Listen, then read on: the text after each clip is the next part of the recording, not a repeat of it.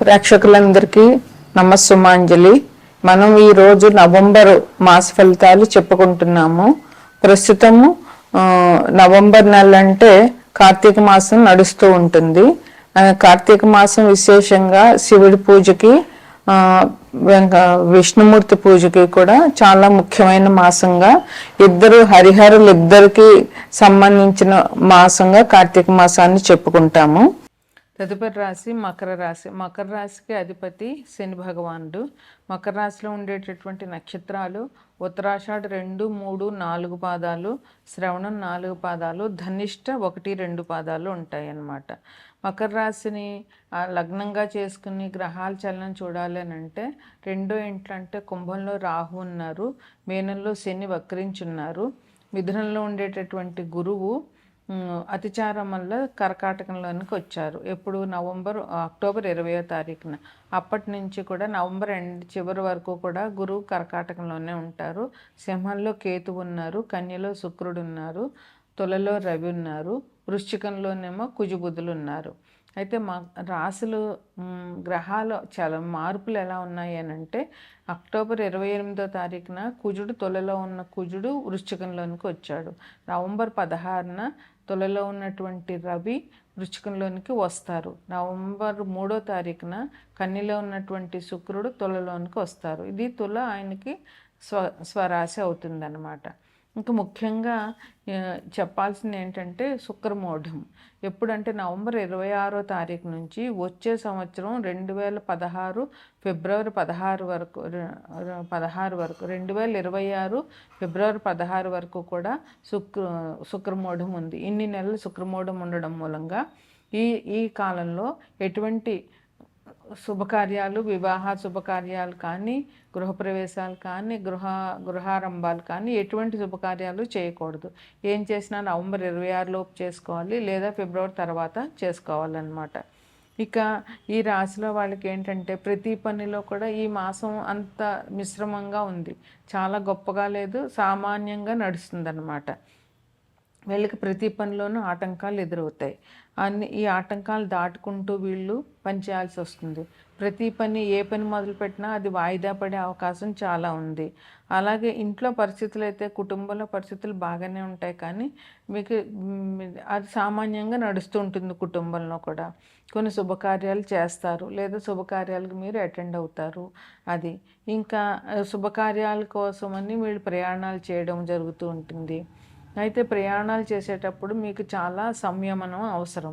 మొత్తానికి ఈ మాసం అంతా కూడా మీరు చాలా జాగ్రత్తగా, చాలా ఓపికగా, చాలా సంయమనంతో ఉండాలి. మీరు కోపం తెచ్చేసుకోవడము, ఎదుటి వాళ్ళ మీద గొడవలు పడడము ఇట్లాంటిది ఈ మాసంలో మీకు అస్సలు కలిసి రాదు. అందువల్ల మీరు చాలా నెమ్మదిగా ఉండాలి.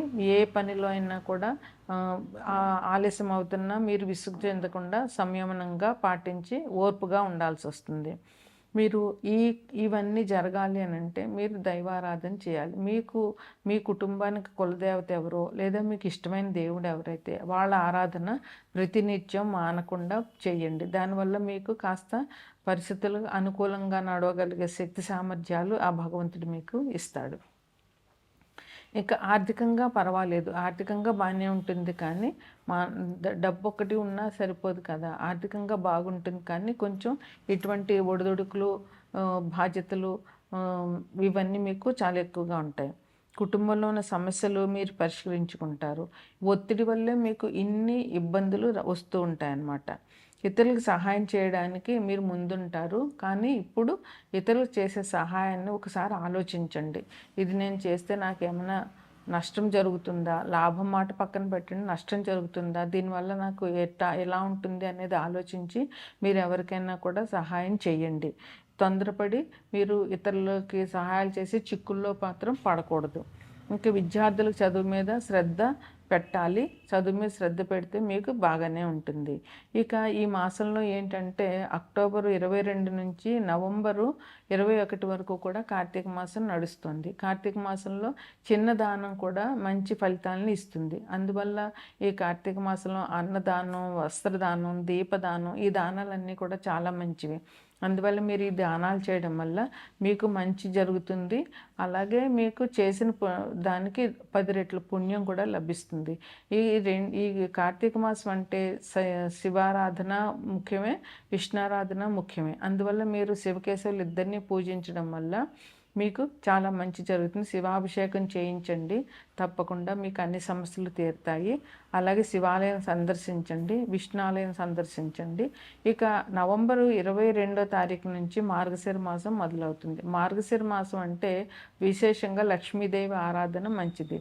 మార్గశిర మాసంలో వచ్చేటటువంటి గురువారం నాడు అన్ని గురువారాలు కూడా లక్ష్మీదేవిని పూజించండి. లక్ష్మీదేవిని అష్టోత్తరంతో పూజించి ఆమె కథ ఉంటుంది, ఆ కథ చదువుకుని అక్షింతలు వేసుకోండి. నేతితో వండిన పదార్థాలు నైవేద్యం పెట్టండి. అలాగే నేతితో వండిన పదార్థాలే తినండి ఆ రోజు. ఇది విశేషమైనటువంటి లక్ష్మీదేవి అనుగ్రహం దొరుకుతుంది.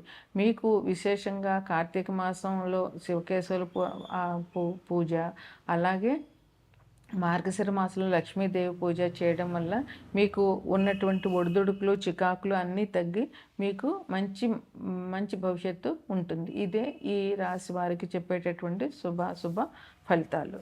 తదుపరి రాశి మీనరాశి. మీనరాశిలో పూర్వాభాద్ర 4 పాదాలు, 4వ పాదము, ఉత్తరాభాద్ర 4 పాదాలు, రేవతి 4 పాదాలు ఉంటాయి. మీనరాశికి అధిపతి గురువు. మీనరాశిని లగ్నంగా చేసుకుని గ్రహాల స్థితిగతులు చూస్తే కనుక మీనరాశిలో శని వక్రించి ప్రస్తుతం ఉన్నారు.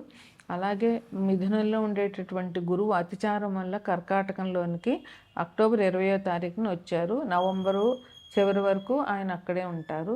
తర్వాత సింహంలో కేతు ఉన్నారు, కన్యలో శుక్రుడు ఉన్నారు, తులలో రవి ఉన్నారు, కుజు బుధులు వృశ్చికంలో ఉన్నారు, మీనంలో రాహు ఉన్నారు.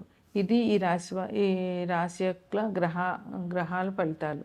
ఇక గ్రహాలు మార్పులు ఎలాగున్నాయి అని అంటే కనుక 28 అక్టోబర్న కుజుడు తుల నుంచి వృశ్చికంలోనికి వచ్చారు. అట్లాగే నవంబర్ 17వ తారీఖున తులలో ఉన్న రవి వృశ్చికంలోనికి వస్తారు.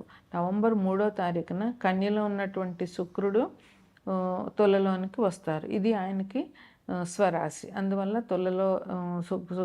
తులారాశి వాళ్ళకి ఈ మాసం చాలా బాగుంటుంది.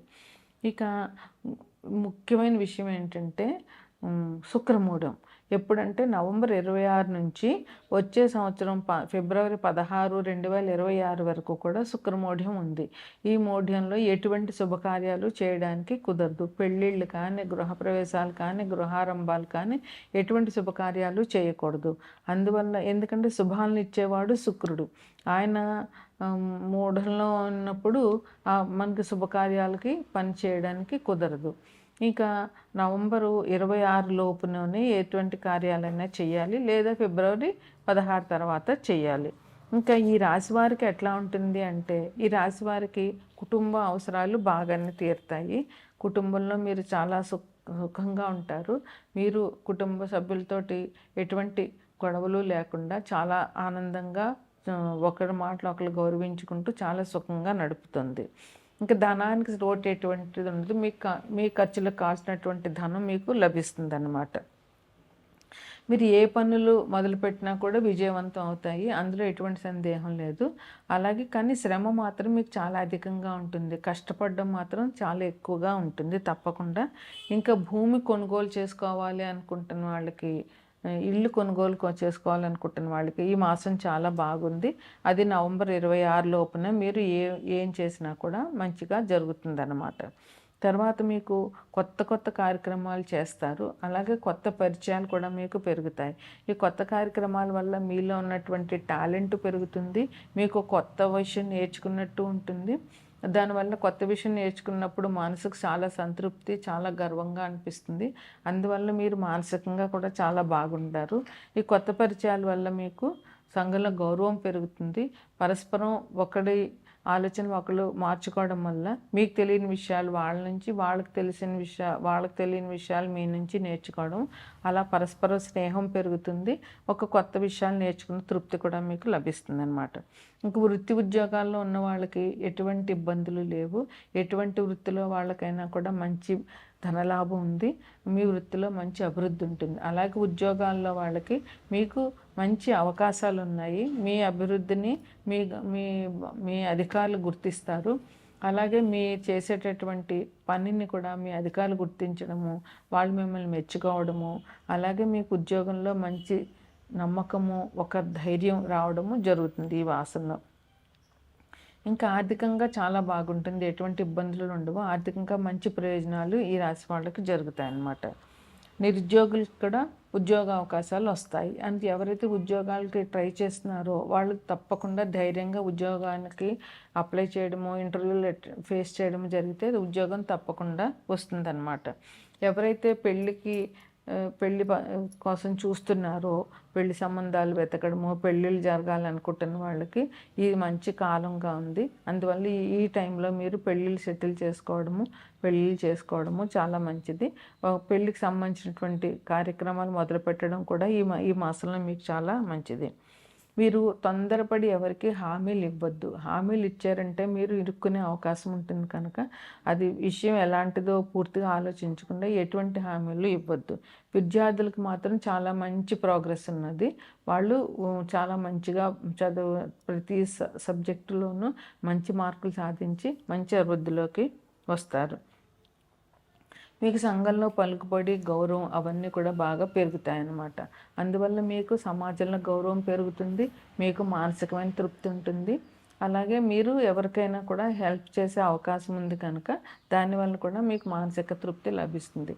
ఇక అక్టోబర్ 22 నుంచి నవంబరు 21 వరకు కూడా కార్తీక మాసం ఉంది. కార్తీక మాసంలో శివ ఆరాధన, విష్ణు ఆరాధన విశేషంగా చెప్పాలి.